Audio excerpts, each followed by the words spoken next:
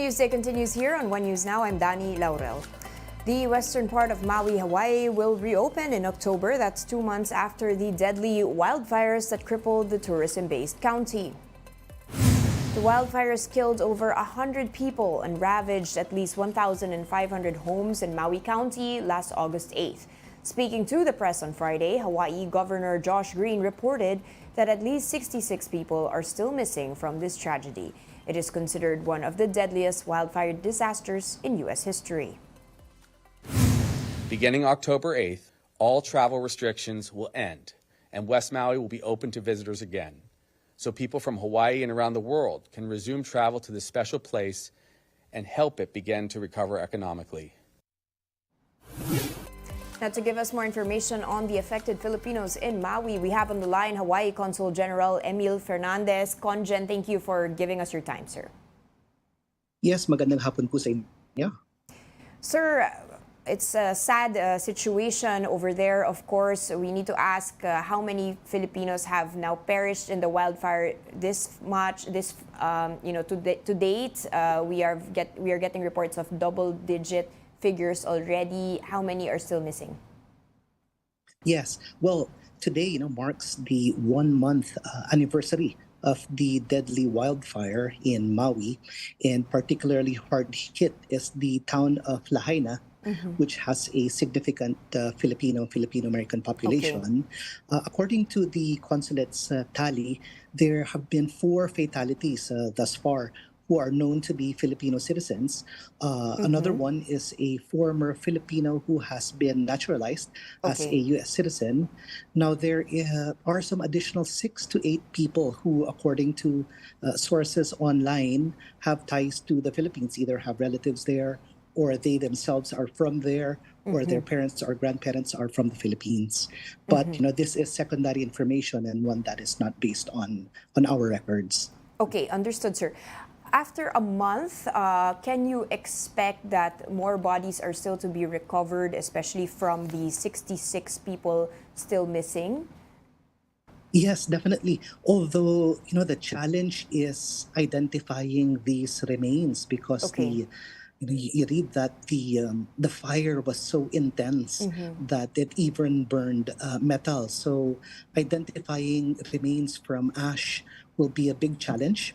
So they are in the midst of collecting DNA samples from relatives of those who still have unaccounted for individuals. Okay, sir, are there requests to the consulate for the repatriation of these remains to the Philippines, or what will be happening, sir, for these Filipinos? Yes, we always get in touch with the next of kin of these fatalities once they are made known. So far, there has been one request.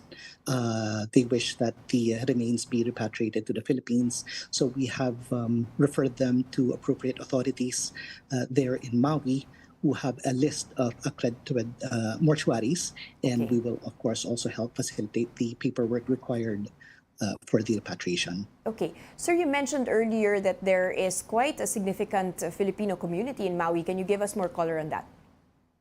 Yes.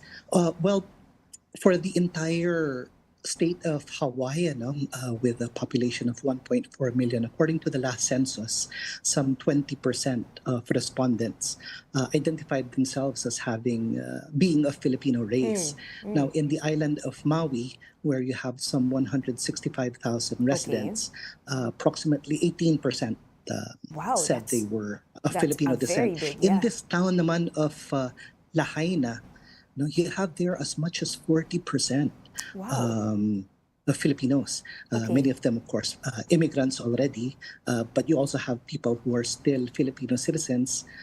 These are legal permanent residents or so-called green card holders. Sir, what is the situation now on the ground in the affected areas in Maui? Has rebuilding already started? Are there considerable measures in place and enough aid? Yes, in just a small part of West Maui, around the town of Lahaina, that's where you still have rebuilding taking place. A lot of areas there are still off limits because they are taking out itong mga toxic ashes, no? Hazardous, they claim them to be.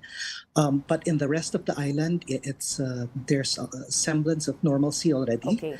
And as the governor said, he hopes he will lift all restrictions by the 8th of October because you have seen really a significant drop in tourism, and it's Yes. really affected their economy. So he hopes that people start coming back to help with the situation there. All right. In fact, sir, just a quick note on the tourism issue. Now, this has been an issue of contention during the wildfires. Tourism continued. There was a debate.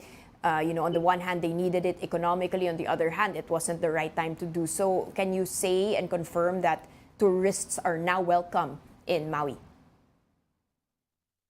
Yes, they are correct. They're very much needed Okay. in the island. In the beginning, locals were wary of people coming into their places that were hard hit. Many would pass by and take pictures, no? And they were not really sensitive to their plight. But now they're hoping that the same tourists return already. All right. Thank you so much for taking our call and wishing, of course, Thank you. the best for our Filipino community over there. Hawaii Consul General Emil Fernandez. Thank you, sir. Maraming salamat.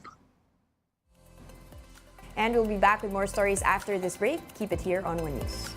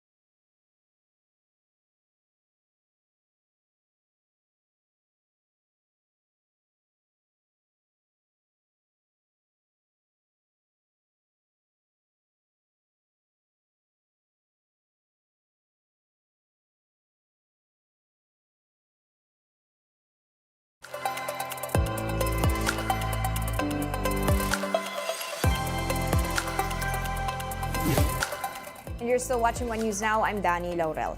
President Bongbong Marcos is now back in Manila from the 43rd ASEAN Summit in Indonesia. Aside from raising maritime and other concerns in that summit, President Marcos brought home the following. An offer from Vietnam for a 5-year rice export deal, which, if it comes into fruition, would be a big help in the country's supply. Indonesian firms have also pledged $22 million in investments for the Philippines in the areas of animal health and technology. Now, under these commitments, the Philippines could have access to bird flu vaccines and set up additional digital infrastructure. The Philippines also signed a free trade agreement with South Korea, which had been in the works since August. The FDA will strengthen our bilateral trade and investment relations with the Republic of Korea, especially as it generates jobs and contributes to the Philippines' value proposition as an ideal regional hub for smart and sustainable investments. The president also met with Australian Prime Minister Anthony Albanese in Malacanang. The two signed a strategic partnership agreement, which is a step up from where it was previously and would involve annual meetings between defense ministers. Australia will also provide new work and holiday visas and more scholarship opportunities for Filipinos. The Land Down Under is also providing the Philippines with a $4 million grant for soil research. Meanwhile, stakeholders are raising concerns about Vietnam's proposed rice pact. Agricultural groups urged the government to carefully review the terms of the agreement before accepting it. They said there must be clarifications on the pricing, volume, and tariff rates and protect the local rice sector. Some groups suggest diversifying the rice sources in case production problems arise in Vietnam. They also emphasize the importance of boosting domestic rice production and addressing climate-related challenges like the El Nino. And let's take a quick look at other stories we're watching. The Philippine Coast Guard successfully executed a resupply mission to the BRP Sierra Madre on Friday. However, Chinese vessels once again attempted to obstruct Philippine ships. It's an all-European showdown in the FIBA World Cup as Germany faces off with Serbia in the finals. Catch the game live, that's Sunday, 8:40 p.m. at the Mall of Asia Arena with free TV coverage on One Sports. And over in weightlifting, Heidelin Diaz makes her debut in the 59-kilogram category at the International Weightlifting Championships in Riyadh, Saudi Arabia. Heidelin clinched 7th place, while fellow Pinay Elrin Ando followed at 8th place.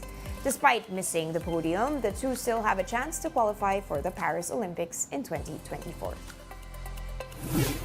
And those are the top stories of the hour. Join us later at 12 noon as we continue to monitor the day's biggest stories. I'm Danny Laurel. We are One News.